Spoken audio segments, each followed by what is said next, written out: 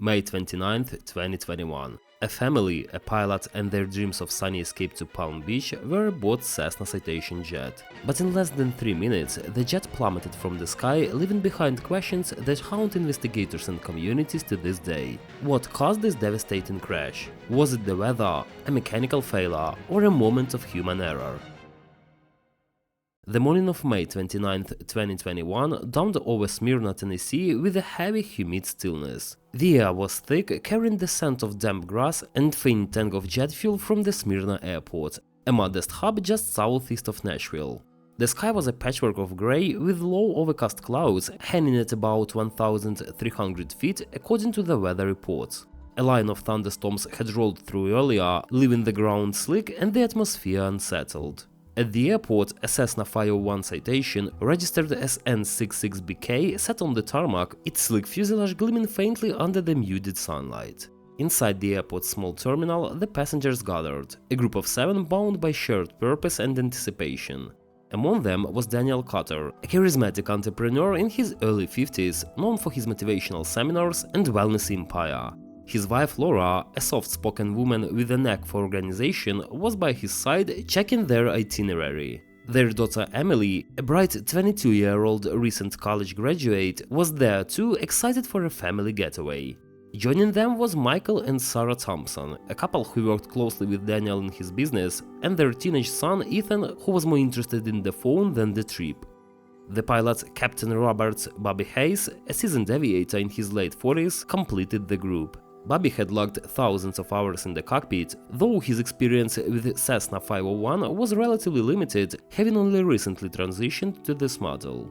The weather briefing had noted the low cloud ceiling and potential for turbulence, but the forecast suggested conditions were manageable for an instrument flight rules departure. Bobby's confidence in the aircraft and his training reassured him, though a small knot of unease lingered in his gut, a pilot's intuition, perhaps honed by years in the sky. At 10:45 am, the group boarded the Citation. The cabin was compact but luxurious, with plush leather seats and polished wood accents. Emily settled by a window, peering out at the tarmac as ground crew scurried about. Daniel, ever the optimist, clapped his hands together. "This is going to be a great trip, folks. Palm Beach, sunshine, and a chance to recharge. Let's make it count." Bobby in the cockpit adjusted his headset and reviewed the flight plan. The route was straightforward: depart Smyrna Airport, climb to cruising altitude, and head southeast toward Palm Beach, a flight of about 700 miles. He contacted the Nashville Terminal Radar Approach Control for clearance. Nashville departure, Citation N66BK, ready for takeoff, IFR to Palm Beach.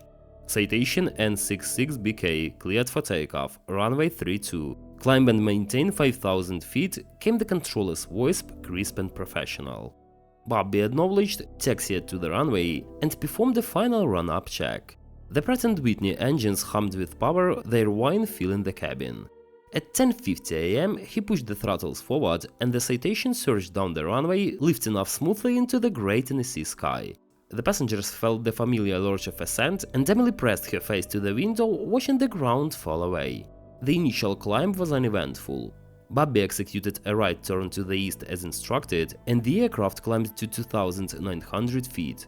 The clouds enveloped them, a disorienting swirl of white and grey. Bobby relied on his instrument, the altitude indicator and altimeter guiding him through the murk. In the cabin, the passengers chatted softly, unaware of the low visibility outside.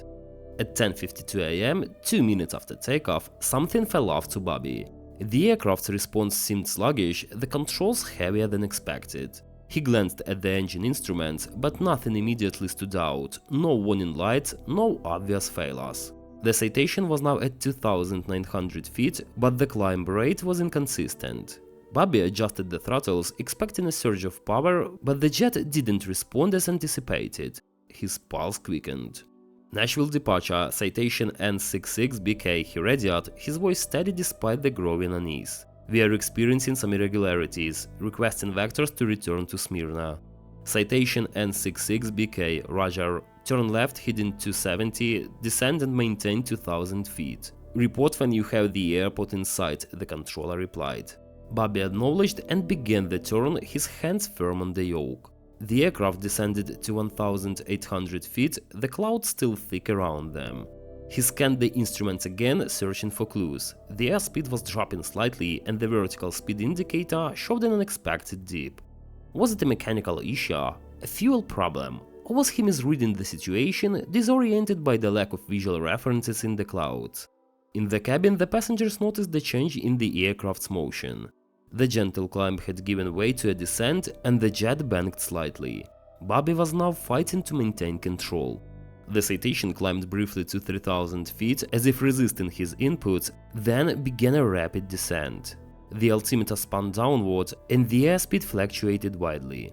Bobby's training kicked in, but the situation was deteriorating fast. He toggled the autopilot off, hoping manual control would stabilize the jet, but the response was erratic. The clouds outside offered no horizon, no reference point, just an endless grey void. At 10:53 am, 3 minutes after takeoff, the Citation's fate was sealed. The aircraft entered a steep descent, its nose pitching downward at a rate of 31,000 feet per minute, according to later radar data. The cabin erupted in chaos. Loose items, phones, water bottles, Emily's notebook flew toward the ceiling as the jet plunged. Laura screamed, clutching Daniel. Michael and Sarah held Ethan between them, their faces pale with terror. Emily pressed herself against the window, her breath fogging the glass, as if she could feel the ground to stay away. Bobby wrestled with the controls, his mind racing through emergency procedures. Come on, he muttered, pulling back on the yoke. But the jet was unresponsive, caught in a spiraling descent. The stall warning blared, a piercing wail that cut through the cockpit. Bobby's hands shook as he tried to level the wings, but the forces were overwhelming. He glanced at the altimeter. 1,000 feet, 800 feet, 600 feet. The lake was below, hidden by the clouds, but he knew it was there. Nashville, Citation N66BK, Mayday, Mayday, he shouted into the radio. We are going down.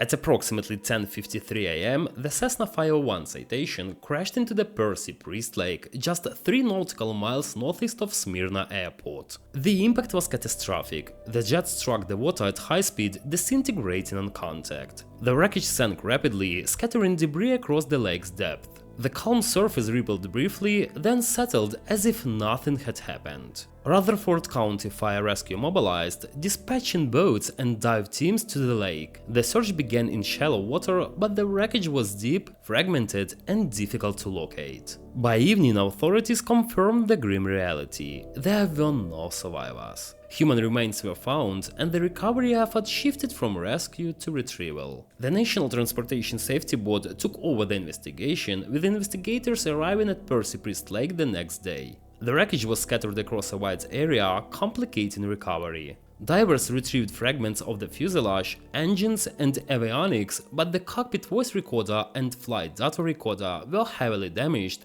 yielding limited information. The NTSB's preliminary report, released in November 2021, noted the aircraft's rapid descent and the pilot's minimal experience with the Citation 501. Investigators considered multiple factors. The weather, low clouds, and potential turbulence may have contributed to spatial disorientation. Bobby's limited time in the Citation raised questions about his proficiency under IFR conditions. Mechanical issues such as possible engine anomaly or control service failure were explored, but the wreckage offered few clues. Speculation swirled in the aviation community. Some pointed to the Citation's age, built in 1978, as a potential factor, though maintenance records showed it was airworthy. Others debated the wisdom of flying in marginal weather with a relatively unexperienced pilot at the controls. Percy Priest Lake, serene and expansive, holds its secrets deep. On quiet mornings, boaters pass over the crash site, unaware of the tragedy beneath. The Citation's wreckage, now a silent relic, rests in the lake's depth, a reminder of the fragility of flight. For those who knew the passengers and pilot, May 29, 2021 is a date etched in memory, a day when the sky, so often a place of freedom, became a place of loss.